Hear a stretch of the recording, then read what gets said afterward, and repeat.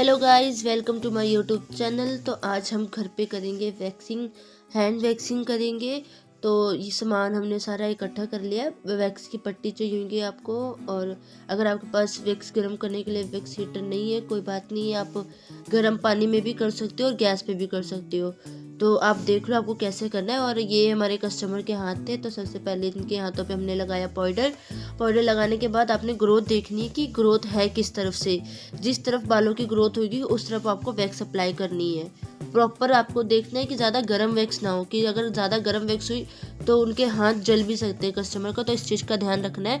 अगर आप घर पे कर रहे हो तो प्लीज़ एक बार अपने हाथ पे चेक कर ले वैक्स, उसके बाद में अप्लाई करें और अच्छे से प्रॉपर ग्रोथ देखें किस तरफ को करने के। आपको ग्रोथ देखने के बाद आपने वैक्स पट्टी से उसको हटाना है अच्छे से। और एक बार वैक्स पट्टी चिपकाने के बाद थोड़ा सा इसको प्रेस करें जिस तरफ को ग्रोथ है बालों की, और उसके बाद में उसको निकालें। हेयर ग्रोथ आराम से निकल जाएगी, आराम से। पूरे ऐसे ही सेम प्रोसेस आपको पूरे हाथ पे करना है।